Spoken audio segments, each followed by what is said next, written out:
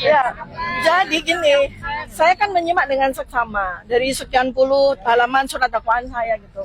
Intinya sebetulnya dalam mereka itu intinya adalah soal foto. Foto yang ada di benda digital yang beredar di internet selama bertahun-tahun. Bukan yang bertahun-tahun, bahkan sejak tahun 2022 ya, itu kan beredar benda digital itu, yang sebagian orang mengatakan itulah ijazah Jokowi. Kan kita masih mempertanyakan, dan saya juga menggunakan kata-kata kita mempertanyakan. Nah, dari artefak benda digital yang so-called atau disebut oleh kebanyakan orang sebagai dokumen ijazah Jokowi, saya hanya menggunakan ilmu saya di dalam artefak semuanya, yaitu apa? Foto. Karena itulah domain saya, keahlian saya sebagai dokter dalam bidang anatomi morfologi. Nah, dengan penelitian yang saya lakukan 1 tahun ini, sampai kemudian sudah saya presentasikan pada sidang Citizen Lawsuit di Solo ya bulan Februari 2026, saya katakan bahwa andai kata foto ini kita komparasikan dengan perhitungan probabilitas Bayesian mathematics, maka foto ini 92,37% berbeda dengan foto mantan presiden yang namanya Joko Widodo. Nah, ini adalah domain saya, jadi silakan saja nanti gunakan juga alat yang sama, metodologi yang sama, seperti itu. Jadi nggak ada hubungannya dengan fitnah, nggak ada hubungannya dengan pencemaran nama baik, ya. Saya tidak melakukan pencemaran nama baik, saya meneliti foto. Kalau yang merasa punya foto ya silakan tunjukkan kumisnya. Kalau dia merasa itu foto dia, silakan tunjukkan kacamata minus berapa.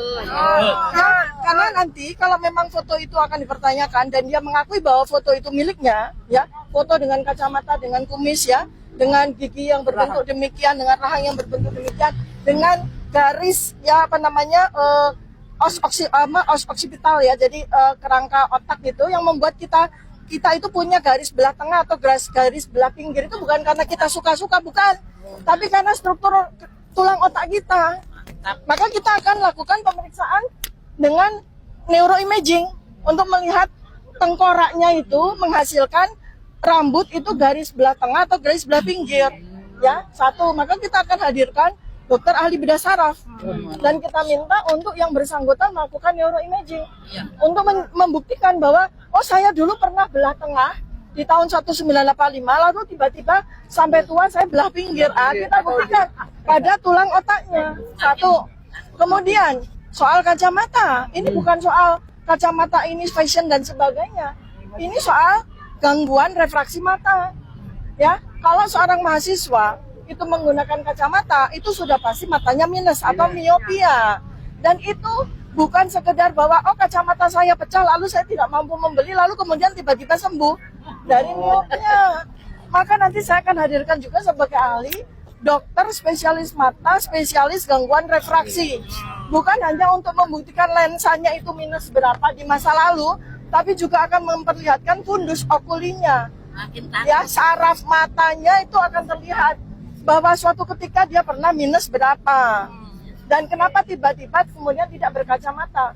Apakah ada intervensi laser tahun berapa? Maka kita nanti akan minta medical recordnya, karena satu-satunya cara untuk bisa membuang atau menghilangkan miop atau gangguan refraksi seseorang itu satu-satunya cara dengan laser, bukan dengan cara kacamatanya pecah lalu sembuh, ya.